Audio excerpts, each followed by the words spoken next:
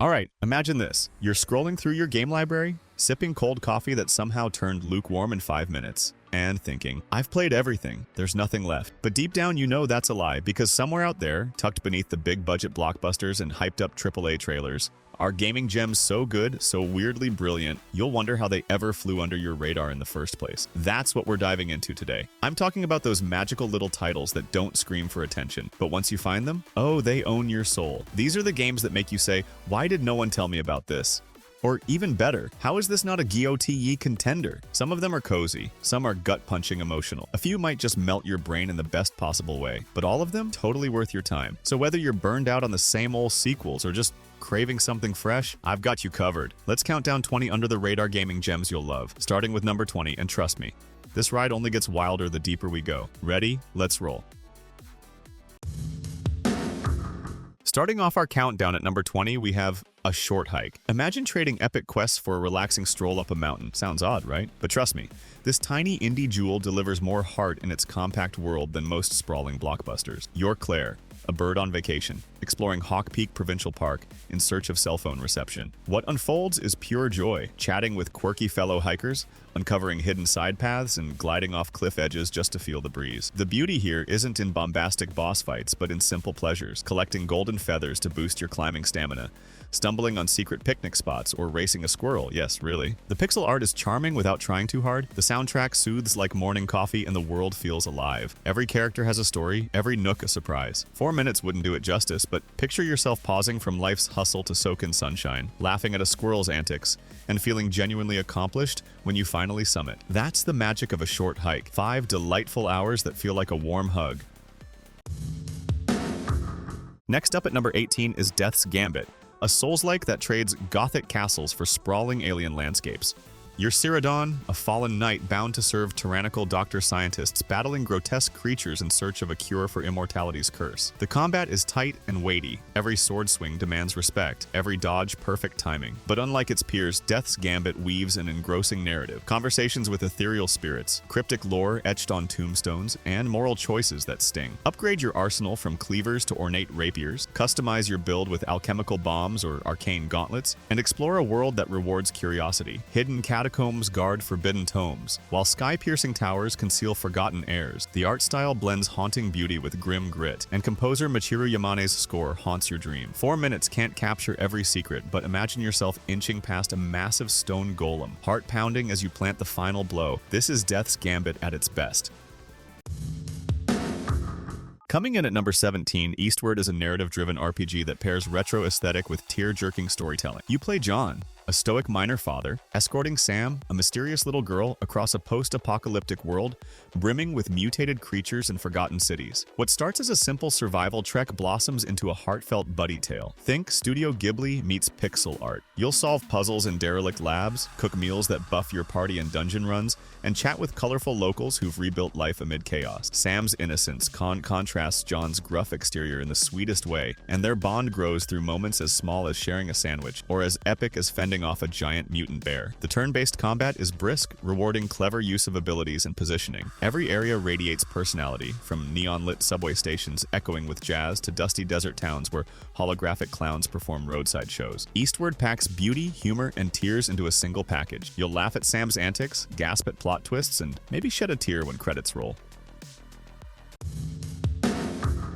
At number 16, we have Heaven's Vault, an archaeology adventure where you play Alia Elasra, a professor exploring forgotten moons in search of a lost robotic companion. The twist? You're decoding an ancient language on the fly, piecing together inscriptions across ruins to unravel a civilization's history. It's like Indiana Jones meets cryptography. Every glyph chart you create unlocks new dialogue options and hidden lore. Your choices affect relationships with your AI sidekick and ship crew. Press too hard on a translation, and you might offend a local dignitary. Choose the kinder interpretation, and alliances bloom. Travel via steampunk dirigible to exotic locales. Flooded temples echo with whale song. Icy asteroid caverns conceal secret research labs, and bustling spaceports buzz with merchants hawking alien spices. The art blends clean lines with watercolor backdrops, creating postcards you want to frame. 4 minutes can't teach you a new language, but Heaven's Vault makes you feel like a genuine linguist, solving puzzles, debating interpretations, and most importantly, uncovering the tragedy and triumph of a long-lost people. Counting down at number 15, Sable welcomes you with its sun-bleached deserts and towering sandstone ruins, but don't let that serene art style fool you. It's an introspective road trip for the soul. You're Sable, a young nomad embarking on your gliding ceremony to find your place in the world. Gliding across vast canyons on your trusty hoverbike feels like flying through a watercolor dream, and every settlement you visit brims with eccentric nomads eager to share their stories. There's no combat here, just exploration, conversation, and puzzle solving as you climb monolithic structures to uncover ancient carving. I'll admit, at first I wondered if I'd get bored just riding around, but then I paused atop a wind-scoured plateau, watched the sun dip below distant mesas, and felt my chest tighten with wonder. Sable turns quiet moments into big emotions, teaching you that sometimes the journey matters far more than the destination. Dropping into number 14, Chicory. A colorful tale hands you an empty paintbrush in a monochrome world, and suddenly you're an artist armed with boundless creativity. When the magical paintbrush bearer goes missing, it's up to you to reintroduce color, one brushstroke at a time. You'll doodle sunlit fields, restore carnival tents, and even paint shoes on shy woodland critters so they can finally walk with confidence. But don't be fooled by the cheery premise. Beneath the pastel layers is a heartfelt story about self-doubt, community, and learning that creativity isn't a talent you're born with, but a gift you share. I found myself laughing at the plucky dogs who demand portrait commissions, fighting shy tears during a late-game twist, and experimenting with bizarre color palettes just because I could. Chicory reminds you that making art, like life, is messy, unpredictable, and utterly yours to color. Soaring in at number 13, the Falconeer takes you on a wild aerial ballet atop warhawks in a fractured sea of floating island. You're the Falconeer, a lone air knight hired by competing factions to tip the scales of war. Dogfights against cannon-toting frigates feel exhilaratingly weighty, the wind whipping through your cloak as you barrel roll over enemy lines. But the real magic lies in the sprawling ocean below. Vibrant coral reefs hide pirate coves, ancient ruins whisper of fallen empires, and leviathans breach like living mountains. Between missions, you'll chart new flight paths, customize your Falcon's armor, and sip grog at island taverns swapping rumors. I'll never forget the first time I dove straight into a thunderstorm. Lightning crackled around me, rain blurred my vision, and I smiled like a madman. The Falconeer proves there's still room to innovate in the skies. Coming in at number 12, the Pathless unleashes a relentless sense of flow as you and your eagle companion blaze through misty forests and crumbling ruin. You're the hunter, seeking to lift a curse of eternal fog that chokes a sacred island. There's no hit points meter here, just archery and momentum. Every shot you take charges your dash, and every dash you weave through ancient columns, you feel unstoppable. Weaving between towering statues, leaping off cliff edges, and syncing your sprint with your eagle's wing beats, you'll unlock new regions hidden behind puzzle-locked gates. The soundtrack pulses like your own heartbeat, and I'll admit, I whooped out loud the first time I chained together 20 perfect shots. The Pathless captures the pure thrill of movement, turning exploration into an elegant dance of arrow and wing. Landing at number 11, Coffee Talk invites you behind the counter of a cozy late-night cafe in an alternate modern Tokyo where elves, orcs, and vampires mingle with humans. As the barista, you'll steam lattes, sprinkle cinnamon on mochas, and lend a patient ear to every visitor's troubles, be it a vampire dealing with sleepless nights or a werewolf wrestling with identity. The text-driven conversations are surprisingly poignant. Your choices in dialogue steer each character's emotional journey. And I'll confess, I spent more time versions of soy chai lattes than I care to admit just to see new story branches. The pixel art ambience, complete with soft rain against neon windows, wraps you in a warm hug. Coffee Talk proves that the simplest setting, a coffee shop, can brew the rich. Counting down at number 10, Ori and the Will-o'-the-Wisps greets you with a breathtaking forest awash in bioluminescent glow and heart-wrenching storytelling. You play Ori, a little spirit charting across death-defying cliff faces and shadowy grottos, guided by the gentle humming of your late guardian, Ku. Every leap feels like poetry in motion. The stitching of platforming precision and emotive art will have you breathing in tandem with Ori's pulses of light. One moment you're soaring through a rain-slicked canopy, the next you're locked in a pulse-pounding boss fight against grotesque beasts that feel born of nightmare. Yet between battles, you'll pause to discover hidden glades, where forgotten spirits whisper ancient lullabies. I still remember the lump in my throat when Ori finally reunites with an old friend at a moonlit lake. Moments like that turn pixels into genuine emotion. Sliding into number 9, Little Nightmares shrinks you to the size of a child stranded in a grotesque, feast-filled world called the Maw. You're 6, a girl in a yellow raincoat, sneaking past hulking chefs as they carve grotesque feasts or tiptoeing through a grand ballroom of distorted ballerinas. The tension here is cinematic. Every creak of floorboards and distant thud of a lumbering boss will have you clutching your controller. Yet it's the silent story that kills. You infer backstories from broken toys, blood-stained clothing lines, and eerie lullabies humming through dusty corridors. I'll never forget holding my breath as I slid under a table to avoid a gnashing, eyeless chef, heart pounding so hard I thought the TV would rattle. Little Nightmares is a masterclass in fear through suggestion, making your imagination do the heavy lifting. Coming in at number 8, Outer Wilds pops your mind like a cosmic jack-in-the-box.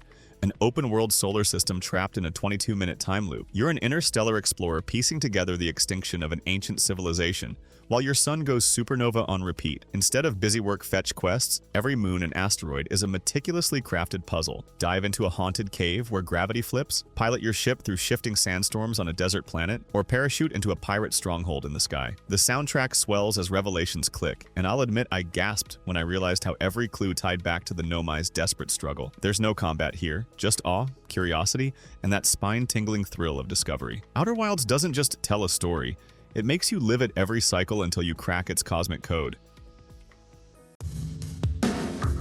Landing at number 7, Hades redefines the roguelike with rapid-fire combat, razor-sharp writing, and characters you actually want to hang out with between death run. You're Zagreus, son of Hades, trying to escape the underworld's grim confines. Except every failed attempt just bounces you back for more witty banter with your divine family. Swinging your sword or flinging fire feels fluid and brutal, especially when Zeus's lightning crackles around you or Artemis's arrows rain death. But the real draw is the characters. Each god's quip lands like a punchline, and even the stoic guard, Megaira, has depth when you peel back her snark. I found myself sticking around to gift Aphrodite flowers just to see her blush, or trading jabs with Dionysus over a mug of ambrosia. Every escape run scratches that itch for mastery, and every conversation peels back another emotional layer. At number 6, Spiritfarer invites you to captain a cozy boat through the afterlife, ferrying spirits to their final rest. You're Stella, guided by a giant cat named Daffodil, cooking up crab-stuffed shells, knitting sweaters, and upgrading your ship to welcome new passengers. Each spirit you pick up has a little side quest, maybe teaching you to bake pies or sharing a childhood memory, before you slip them off at their personalized hearth on the shores of eternity. Between heartwarming farewells, you'll fish, mine, and farm on your floating home, watching twilight skies ripple with stars. I'll never forget the bittersweet ache when a beloved spirit boards their boat for one last horizon kiss. These moments stick with you long after the credits. Spiritfarer teaches that even endings can feel like the kindest new beginning. Counting down at number 5, Tunic sneaks up on you like the cutest little fox you've ever seen, then promptly stomps on your soul with fiendish puzzles and hidden lore. You're dropped into a vibrant world with no hand-holding, just a battered sword, a tattered map, and intuition as your guide. Imagine Zelda vibes on Hallucinogen. Every ruin hides a deadly trap, every glinting chest might be cursed, and each boss fight feels like a twisted dance where one misstep spells doom. But that challenge is the charm. I'll never forget the thrill of decoding a cryptic rune in my own sloppy handwriting, heart racing as I discovered a secret shrine. The isometric view makes every room feel like a handcrafted diorama, and the jaunty chiptune score lulls you into false security before unleashing a thunderous boss theme that'll have you yelling at your screen. 5 hours in, you'll have mastered dodge rolls, memorized every enemy pattern, and still gasp at the smallest reveal. Tunic is a masterclass in minimalism. No words wasted, no guidance beyond your grit, and leaves you grinning when you finally crack its riddles. Dropping into number 4, Return of the Obra Dinn is more than a game. It's a Victorian-era whodunit where your detective desk is a rickety ship and every corpse a clue. You're an insurance adjuster armed with a magical stopwatch that freezes a sailor's final moment, letting you rewind tragic deaths to piece together exactly what happened. Each vignette is a mini theater. Watch a captain get gored by his own anchor, or a deckhand dragged screaming into the sea by tentacled horrors. Then cross-reference crests, accents, and uniforms in your journal to nail down identities. The monochrome 1-bit graphics look like a living etching, and that stark palette turns each frozen scene into a puzzle tile you obsessively rotate and annotate. I spent nights scrawling arrows and notes in my notebook, feeling like Sherlock Holmes with a penchant for pixel art. Figuring out that 2 suspicious mutineers were actually imposters posing as shipmates? Pure goosebumps. Return of the Obra Dinn gifts you that rare detective high. The moment all threads snap into place, you lean back, exhale, and whisper, "Brilliant." Sliding in at number 3, Disco Elysium tosses you into your own shoes, stained, crumpled, and riddled with existential question. You're a detective with 0 memories, stumbling through a rain-soaked city named Revachol, tasked with solving a grisly murder that unravels political turmoil, personal demons, and philosophical crises. Instead of guns or swords, your weapons are words, ideas, and inner voices. Your logic, empathy, and even your self-destructive tendencies compete to shape your investigation. Want to seduce a witness with poetry? Roll for Poetry. Try to punch a suspect? Well, good luck with that armory of self-doubt. Writer Ian Campbell's script crackles with wit and pathos. One minute you'll laugh at your own bumbling dialogue options, the next you'll tear up over a broken soul clinging to hope. The isometric streets, hand-painted and soaked in neon gloom, pulse with life. Vendors hawk dubious wares, street urchins dart between crates, and half-drunk comrades proffer conspiracy theories over whiskey. Disco Elysium isn't just a game, it's a 2-day immersion into character, narrative, and the messy poetry of being human.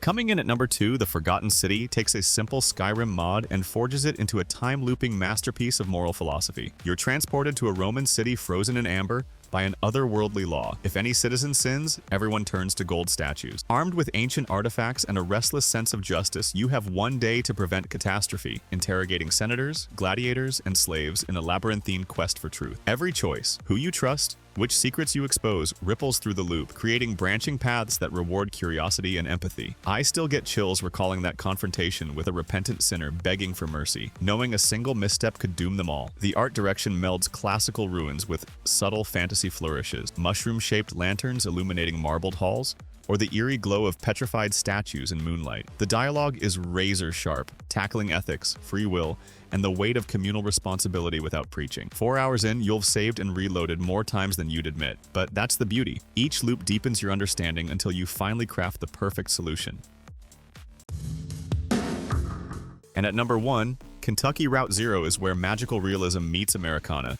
In a 5-act odyssey down backroads you never knew existed. You're Conway, a truck driver hauling a mysterious cargo to pay off debt, but one wrong turn lands you on an infinite highway lined with ghost towns, surreal theaters, and a talking dog in a business suit. Dialogue unfolds through poetic exchanges, sometimes exasperated, often hilarious, always haunting. And your choices shape relationships with a motley cast of misfits, a moody magician, a grief-stricken priest, or an arcade owner living in the woods. The handcrafted minimalist visuals feel like living storybook pages, and the ambient score, plucked harp strings, distant horns, wraps you in dream logic. I found myself pausing mid-click to stare at a neon-lit diner floating over misty hollows, pondering life's absurdities. Act by act, secrets unfurl like worn postcards from another dimension, weaving a tapestry of loss, hope, and the strange beauty of forgotten places. Kentucky Route Zero isn't a game you beat so much as one you carry with you, a tender, surreal journey that lingers long after you shut down your console. And just like that, we've reached the end of our little treasure hunt. 20 under-the-radar gaming gems, each one quietly brilliant. Like the kind of friend who doesn't say much at parties, but then hits you with the most mind-blowing story you've ever heard over a late-night snack. Now, I gotta ask, how many of these did you already know? And more importantly, how many are now sitting in your wish list whispering, just one more level when you're supposed to be sleeping? That's the magic of gaming, right? It's not always about the loudest explosions or the shiniest graphics. Sometimes it's about the small, strange, heartwarming, or completely off-the-wall experiences that stay with you long after you put the controller down. So if you've got a hidden gem of your own, one of those, trust me, you have to play this games, drop it in the comment. Let's build a backlog together that we'll never finish, but we'll always love pretending we will. Until next time, happy gaming, happy discovering, and remember, sometimes the best adventures aren't on the front page, they're tucked away, waiting for you to press start.